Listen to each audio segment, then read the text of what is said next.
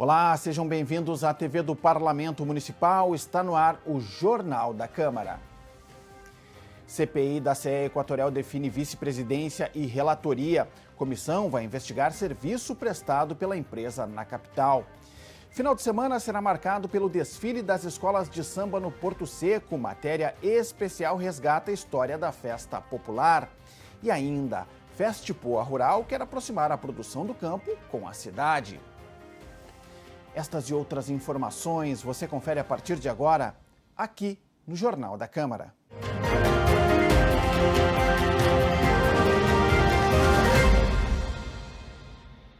Na abertura do Jornal da Câmara de hoje, vamos conversar com o secretário municipal de Governança Local e Coordenação Política, Cássio Trogildo.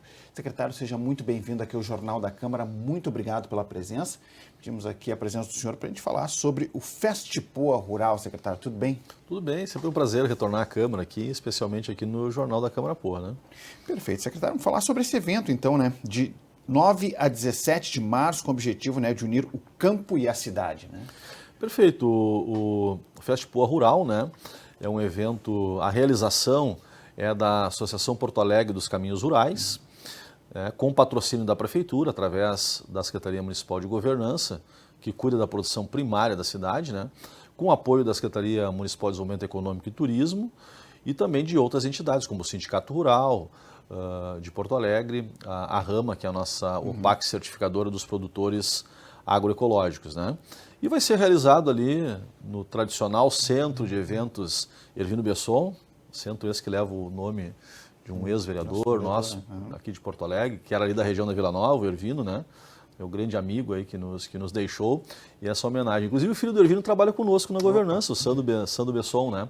E o centro de eventos ali, com pandemia e tudo mais, ele acabou ficando subutilizado, né? Agora nós temos o comando da guarda lá que está instalado lá naquele local e teremos então a primeira Festipoa Rural, né? Como tu bem disseste aí, com esse intuito, né?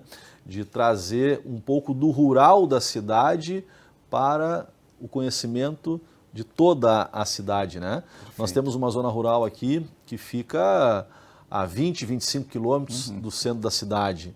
Então é um rural próximo do urbano, então é um rural diferente. E essa integração, esse rural que vem de dentro, que não é aquele rural interiorano, é um rural com uma característica de urbanização também, porque tem essa convivência muito próxima aí, né, desse mosaico que é a nossa cidade aí de interação, né? E essa característica, né, de Porto Alegre, né, secretário, ter essa área rural bem próxima realmente, né, do centro, é muito perto, né, da gente poder ter esse contato, assim, e a gente realmente sai dessa área mais urbana, digamos assim, e entra parece um outro espaço ali, e realmente né? Eu nasci na Vila Nova, onde é o centro de eventos Ervino Besson, né? Então a zona rural vinha até a Vila Nova. O último bairro urbanizado, há 50 anos atrás, da cidade, que tinha o primeiro banco mais próximo, era o bairro de Teresópolis. E dali em diante tinha uma grande zona rural aí que correspondia a mais de 30% do nosso território da cidade, né? Mas a cidade foi avançando, é normal né, em toda a América Latina vamos dizer assim, essa urbanização desses espaços, especialmente nas capitais e nas grandes cidades, né? E aí, com o plano diretor de 1999, que foi aprovado aqui na Câmara Municipal, foi inclusive extinta a zona rural. E nós ficamos sem uma zona demarcada como zona rural no plano diretor de 99 até 2014, quando foi restabelecida. Aí, nesse período, eu era vereador.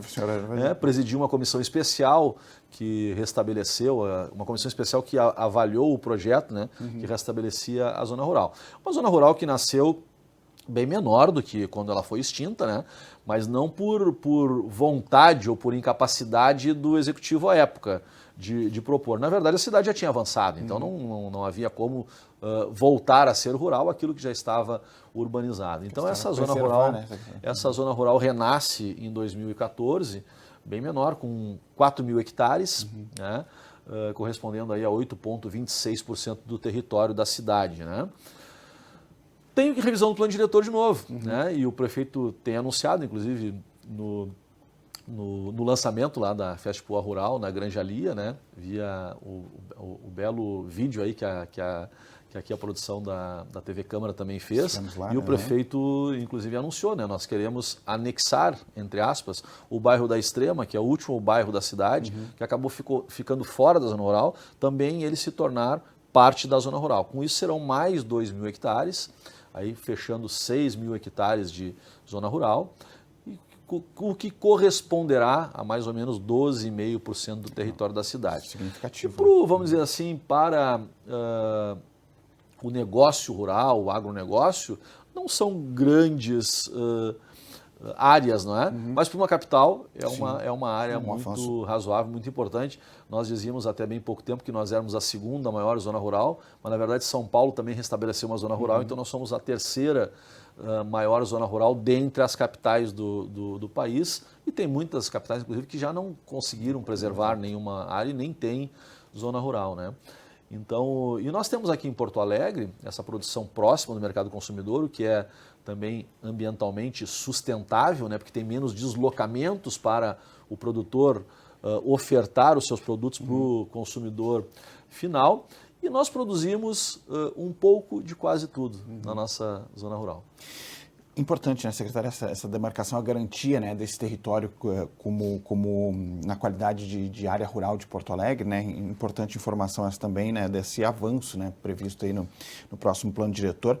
E eu lhe pergunto, secretário, nesse sentido de que quando a gente fala no FestPoa, o senhor já deu aqui uma questão importante, que é trazer esses produtos.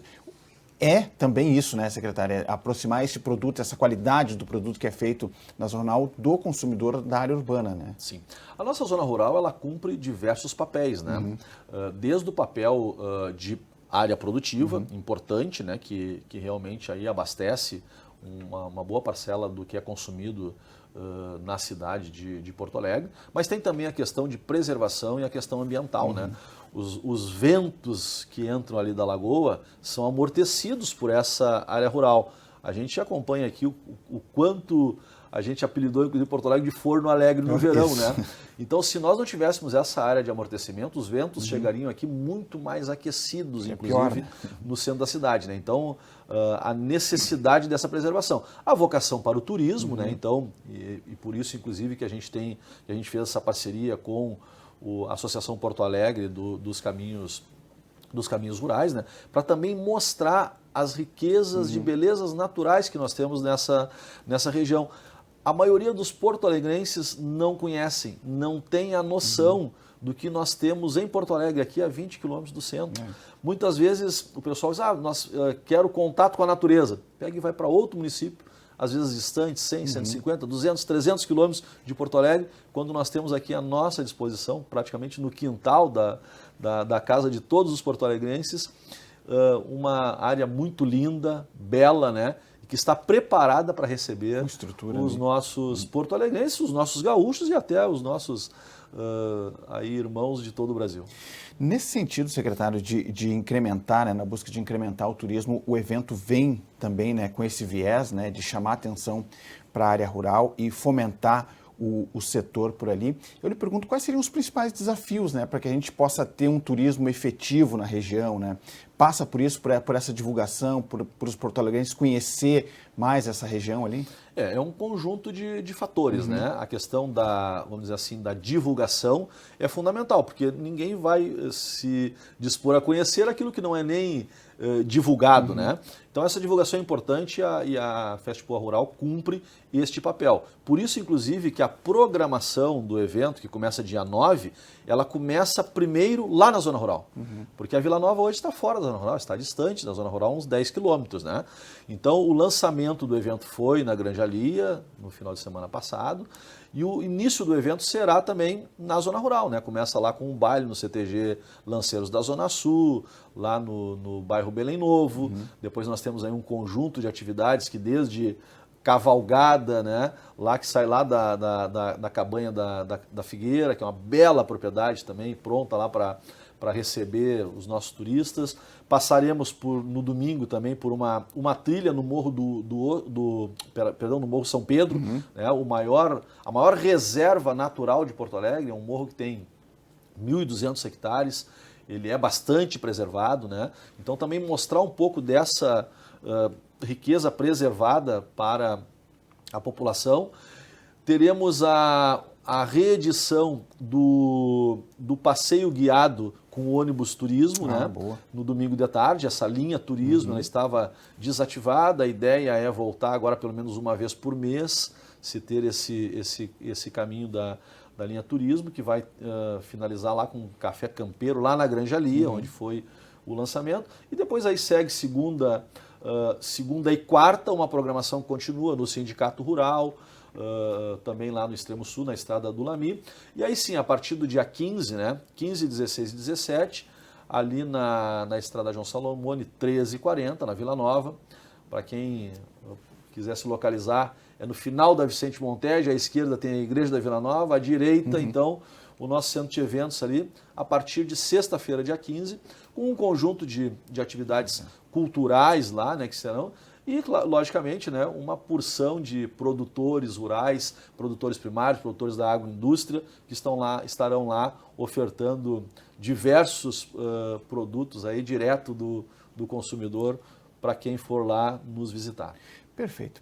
Secretário, a gente vem aí, né, de duas estiagens seguidas aí, né, nos últimos anos. Como é que o poder público tem tratado essa questão, né, até para esse incentivo, né, para que a gente chegue neste momento também do Festival Rural, né, e para que se tenha, especialmente em relação ao potencial de irrigação, né, para poder, enfim, minimizar as perdas em eventuais próximas estiagens que vierem?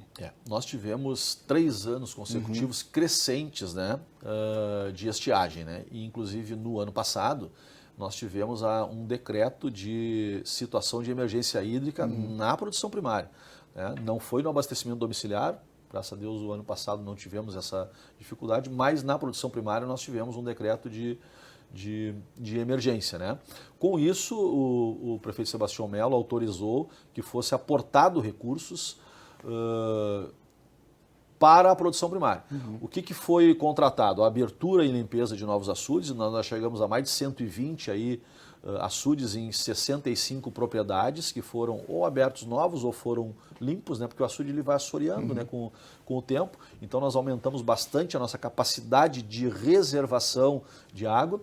Adquirimos kits de irrigação de gotejamento para 55 hectares, já estão sendo implantados, né? São 220 kits, modos de 2.500 metros, nós já temos quase 30 instalados. Né? E também adquiridos equipamentos, trituradores, mecanização para disponibilizar para o nosso produtor. Aquele pequeno produtor tem muita dificuldade, ele não tem o seu próprio trator. E para locar é muito caro, porque um trator também, quem tem um trator para locar, ele não movimenta o trator para trabalhar menos do que 6 horas. E às vezes o produtor precisa de 2 horas de trator, então encarece. Então nós vamos ter condições, já compramos novos equipamentos, contratamos já uma empresa para fornecer os operadores para esses equipamentos, está em fase de chamamento. A gente está chamando de patrulha agrícola esse trabalho, né, que vai ser disponibilizar para o pequeno produtor, então, os equipamentos. E dentre esses equipamentos também trituradores arbóreos, para que os produtores possam triturar material na sua propriedade e fazer a cobertura de solo, que fecha daí aquilo que se tem tratado como irrigação lato sensu, que é a reservação de água, a irrigação, mas fundamentalmente o manejo do solo. O solo descoberto, ele é emissor de CO2, ele retém menos água, ele não retém nutrientes e ele, toda aquela diversidade de fungos que fazem ali a produção, o solo também acaba consumindo com isso, né? Então esse manejo do solo é dentro de um tripé importantíssimo, tanto quanto a reservação, quanto a irrigação. E a gente tem trabalhado muito forte nisso, né? Aí com recursos aportados pela Prefeitura, com a determinação do prefeito Sebastião Melo, foram 9.200.000 reais, né? Um valor muito significativo. Aí a gente tem desde de valores para o programa de aquisição de alimentos, que é a compra direta dos produtores, tem um projeto de hortas urbanas aqui também, que é complementar, que é justamente trazer para o meio urbano essa produção, as pessoas também cultivarem o seu próprio alimento em ambiente urbano, de forma orgânica, né? Saudável. Sem a adição de venenos, então é segurança alimentar também, mas espaços aí de convivência. Então nós estamos num momento muito rico assim na nossa produção primária na zona rural e agora também com as hortas urbanas no meio urbano. Muito bem, secretário, para a gente fechar aqui a nossa entrevista, lembrando que a programação completa do FestPo está no site da Prefeitura, né? E, secretário, queria que o senhor reforçasse o convite aqui para quem está nos acompanhando para participar do evento de 9 a 17 de março. Perfeitamente, o evento está todo organizado, né, com a realização aí da Associação Porto Alegre dos Caminhos Rurais.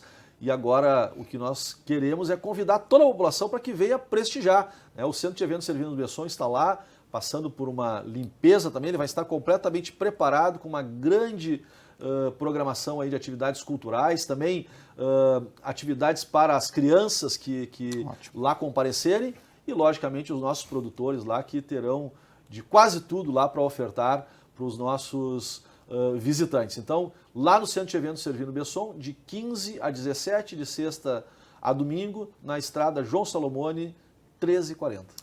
Certo, lembrando que a Tribuna Popular de segunda-feira também vai tratar, né? Exatamente, Rural, né? Então... O pessoal da Associação dos Caminhos Rurais vem aqui na segunda-feira, então fazer também essa divulgação para o conjunto dos vereadores e para o conjunto da cidade através da nossa Câmara Municipal.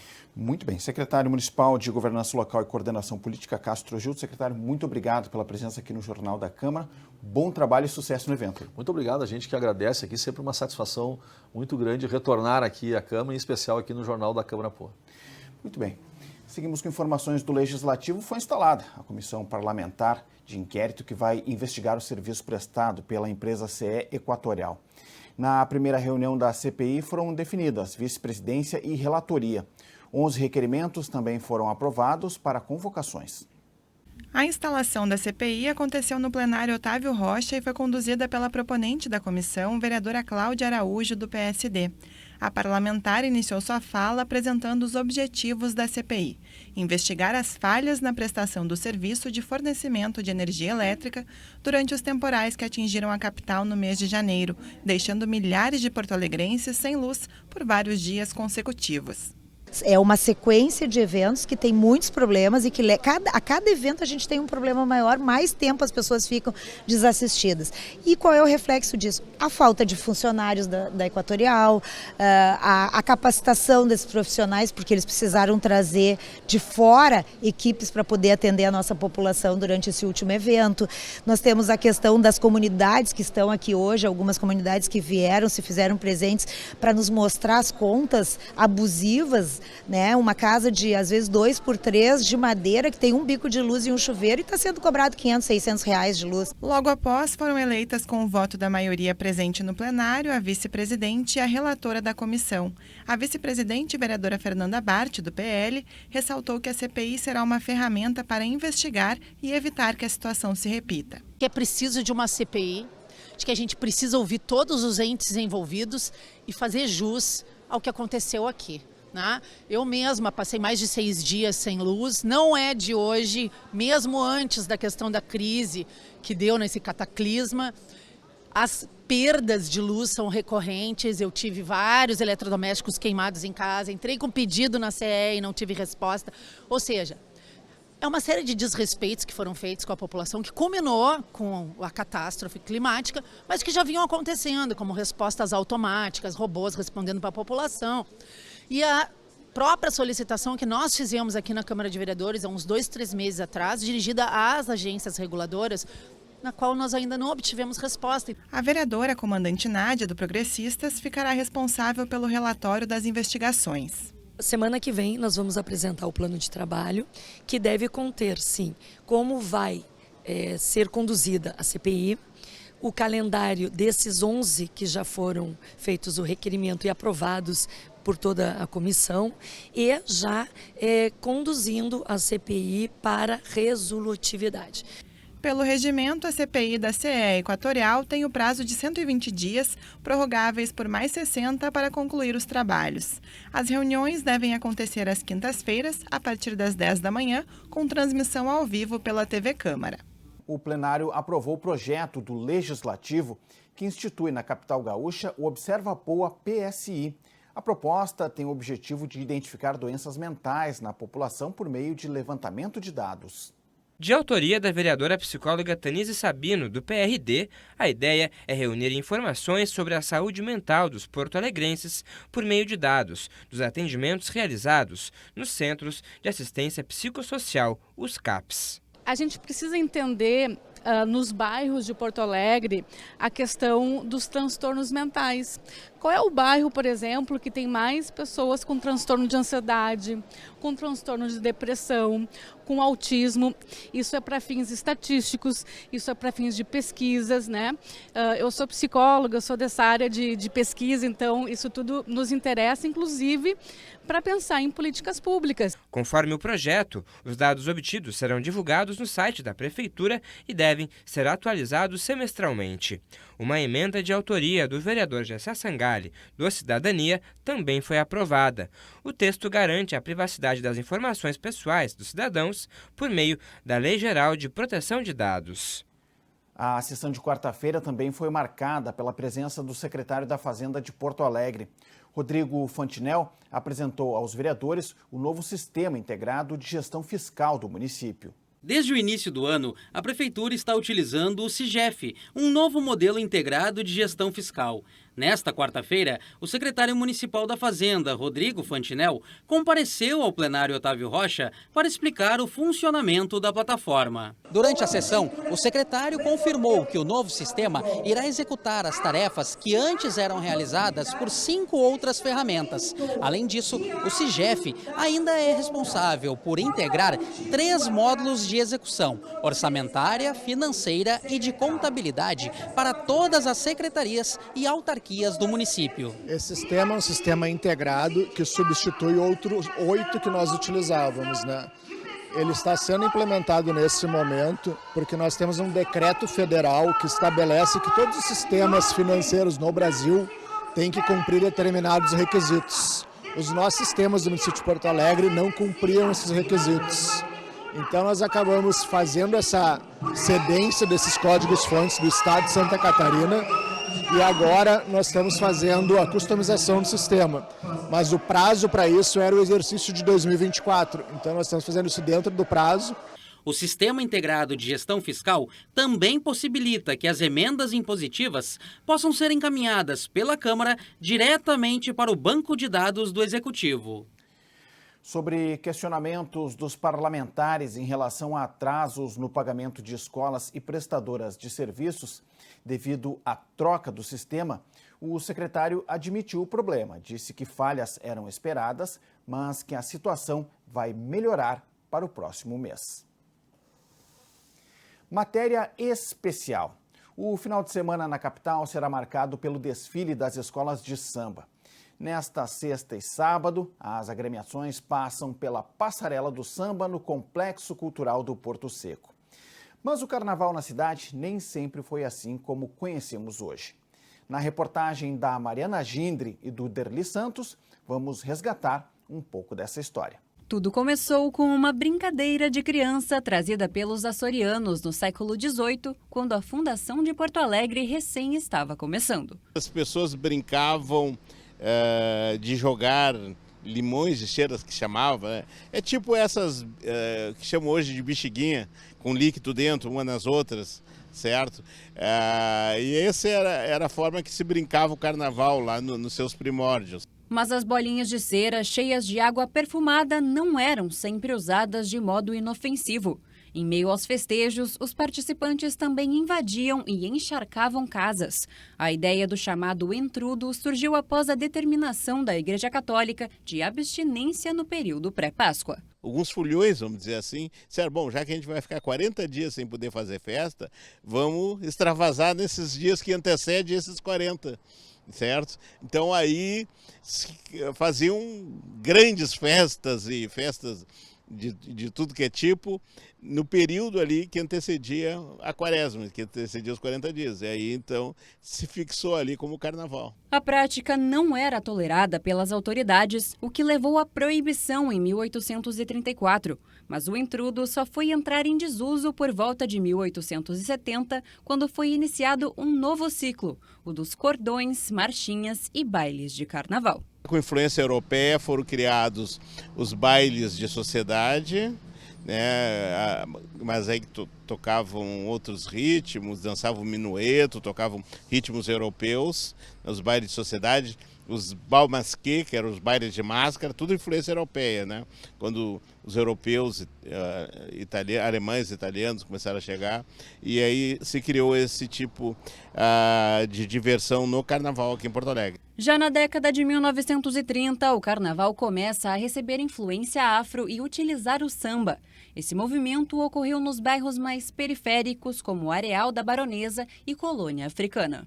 Ali se reuniam os foliões e começaram a criar as primeiras entidades, inicialmente assim no formato de blocos, mas que depois deram origem, né, às escolas de samba. Outra alternativa popular aos carnavais de salão surgiu em 1940, as tribos carnavalescas. A primeira tribo foi fundada em 1946, que é uma representação da etnia indígena, né, dos indígenas, da cultura indígena, e na qual não é ser utilizado um outro tipo de música que não o samba. Eles chamam de hino, mas é num outro ritmo, numa outra levada que não no samba, e contando histórias, né, histórias indígenas. Apenas na década de 40 que o conceito de desfile, como conhecemos hoje, foi introduzido em Porto Alegre. Aos moldes do Rio de Janeiro, a tradição foi ganhando complexidade ao longo dos anos. O que começou com apresentações improvisadas e fantasias simples, evoluiu para blocos ensaiados e temáticos, divididos em alas, com samba-enredo e alegorias. É também em 1940 que surge a primeira escola de samba de Porto Alegre, a Bambas da Orgia. Foi criada na Rua Santana, Zona Leste, com fundadores que integravam o cordão carnavalesco Turunas. Era um grupo de rapazes, né, que tinha um bloco, né, que começaram a curtir o carnaval e resolveram montar um bloco, que depois virou a escola de samba, que é a Bambas da Orgia, que eram exclusivamente de homens, depois que veio as mulheres. Vilmar está na Bambas desde 1969. O tesoureiro relembra do desfile de 76, quando foi lançada a águia como símbolo da escola. A gente tinha o símbolo do Bamba, era uma flâmula com uma cartolinha, uma bengala. Naquele ano, a gente lançou o tema Bamba em Tempo de Portela e aí fizemos a águia. E dali nunca mais mudamos. E aí passamos a usar a águia como nosso símbolo. Para o presidente, a marca registrada da Azul e Branco está no samba-enredo. É dos cantos que saem as frases que acabam eternizadas em bordões. O Inaê, Inaê, Odoiá, o Inaê, Inaê, Odociabá, eu sou Bambas, ninguém vai me derrubar, 21 vezes protegido de Iemanjá. Já em 1959, no centro da capital, era criada a Imperadores do Samba. A escola, que se tornaria a maior rival da Bambas da Orgia, teve origem na diversão de 6 jovens da Cidade Baixa. Certamente, naquela brincadeira de criança em formar uma escola de samba, não passou na cabeça deles a magnitude que seria hoje, né? A potência da marca, a grandeza que se tornou a escola, né? E principalmente onde alcançou, né, o amor em tantas pessoas, né? Sônia Brito está há 44 anos na escola, com passagem por diversas alas, como a das Baianas, a Vermelha e Branca e a Velha Guarda. Mas é a ala infantil que tem um lugar especial no coração de Sônia, já que revolucionou a maneira de integrar as crianças nos desfiles. Ala de crianças toda a escola tem. Então, o que eu fiz? Primeiramente, eu botei um nome, Sementinha do Futuro. Aí eu comecei a criar. Eu fiz uma mini escola dentro do Imperadores, só faltando a bateria. A diretora também implementou concursos e destaques mirins, além de ensinar aos pequenos como realizar as funções de porta-bandeira, estandarte e passista. Com orgulho, Sônia relembra o primeiro desfile das Sementinhas do Futuro. Até o povo de outras escolas gritavam, Sementinha, Sônia Brito, sabe? Aquilo para mim foi... Eu me senti assim como se fosse uma rainha na avenida. E nesse final de semana, os porto-alegrenses presenciam mais uma dualidade vermelho e azul. Não em um Grenal, mas na pista do Complexo Cultural do Porto Seco, onde entre hoje e amanhã, a Bambas e a Imperadores, as maiores campeãs do Carnaval de Porto Alegre, cada uma com 21 títulos, desfilam em busca da 22ª vitória. Então tá aí, muito boa sorte a todas as escolas de samba que vão desfilar no Porto Seco e um bom carnaval para você que vai até lá participar. O Jornal da Câmara de hoje fica por aqui. Confira mais informações do Legislativo no site da Câmara de Vereadores de Porto Alegre. Acesse também as redes sociais da TV Câmara. Muito obrigado pela sua audiência, você já sabe. A gente se encontra na próxima edição. Até lá!